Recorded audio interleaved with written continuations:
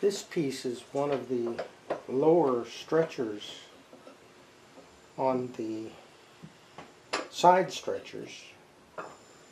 There are also front and back stretchers, as you can see on this drawing of the model of the 17th century. So I've got one of these lower side stretchers here, and it needs to be molded. There's some shapes on the face and also some inlay work. I did a test case, which is on this piece of ash, and so I feel quite confident that I've got the right methodology for shaping this face. I have these little templates. Well, first of all, this is an end view orthographic of the shape of the face of the stretchers. So there's a little bit of a beveled down here at the bottom and a cove, and then there are these little smaller coves every once in a while. And I've shown that in my model, in my SketchUp work, I like to show a lot of detail. So I've shown the center lines for all of those transitions and locations, and I've used them to set a marking gauge and then scribe that location on the surface of all the stretchers. And then I took a little pencil and so I could see those markings a little bit better. So that's where I'll be doing the work. This bottom edge is the first thing I need to do. Now, this drawing is not full size. I made it bigger so I could just read it a little bit better, but this is a full size template from SketchUp. And here's the shape that the shapes that, you know, I can't get to a place where you can see there against my arm. Yeah, you can see that shape. This is the top. So I've also shown on the drawing the carving tools that I'm using. A number 8 7mm down here, and a number 11 7mm on these coves here. Obviously you could buy router bits to do this work, but it's simple to do with the carving tools. I don't have bits that will work to do this. I do have a multi-plane, an old multi-plane, and I do have old wooden planes, molding planes, but I don't have the shapes that will do this job. So I'm down to just using the carving tools, which is easy to do.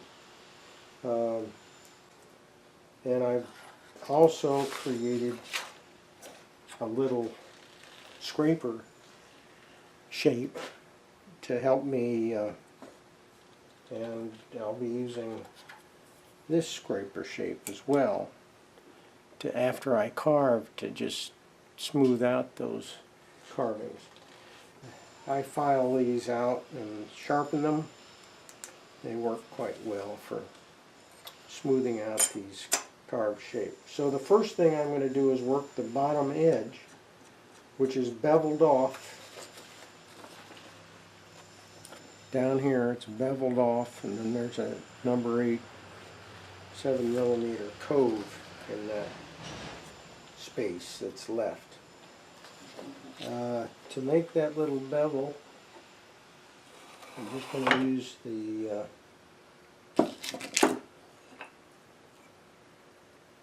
shoulder plane and cut this down. Just takes a few swipes. I'm holding it, I suppose, less than a 45. It's not that critical. And I'm going to go down about halfway into that space.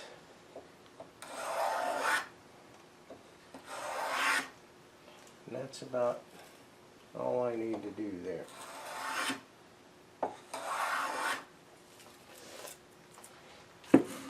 Then I can start with the number 8 and create this cove in the space that's left over.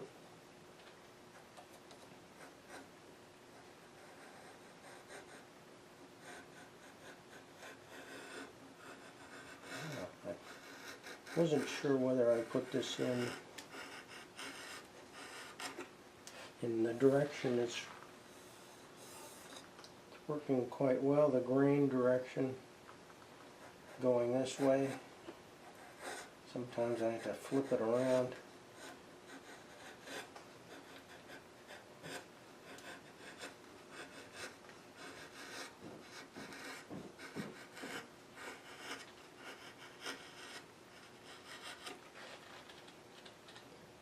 A few more cuts at that.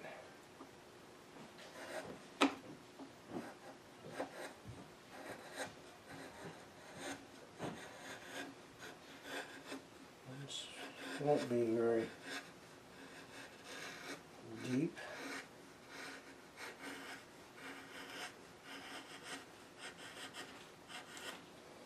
Okay, now I can even that out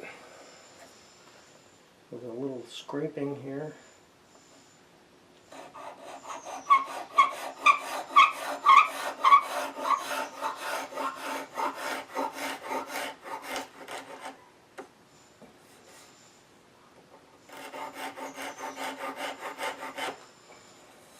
Okay, that's about it for that.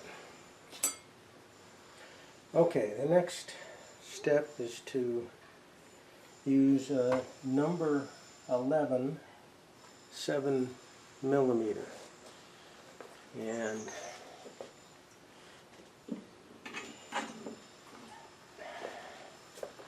here's my number 11 7mm.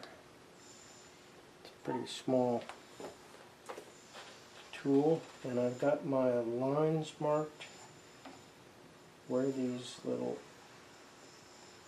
shapes will go.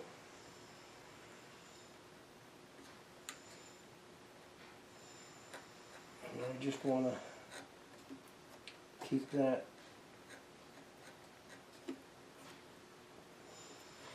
mark in the center of my tool. That chip gets in the way, I can't see where I'm going.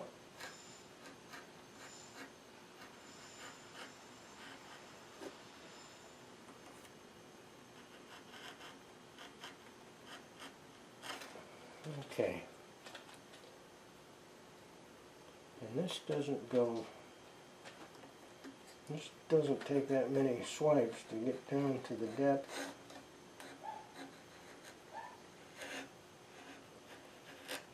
It's not a big deal. Right there I gotta be careful.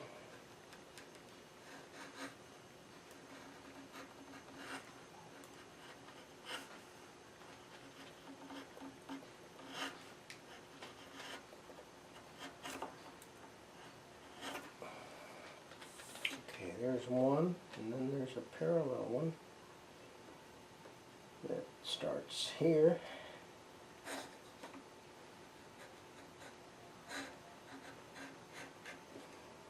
Let's see.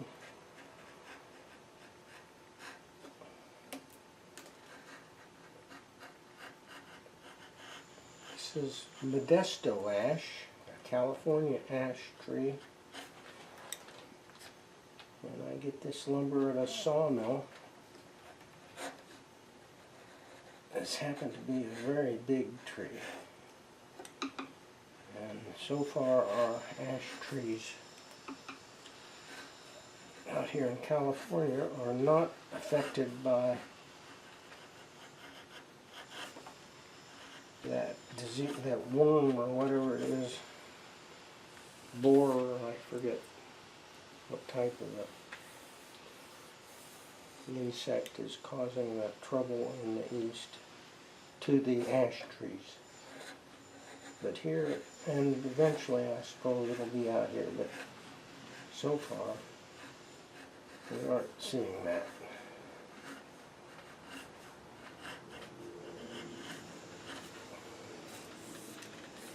Okay, and there's two more of these, but before I just do those other two, let me show you.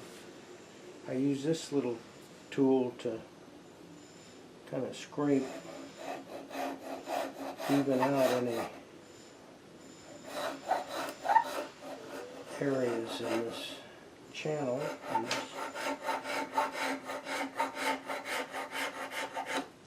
smooth it out.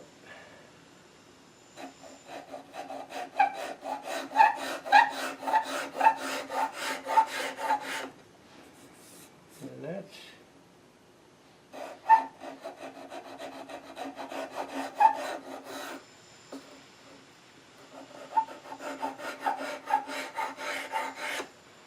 about it.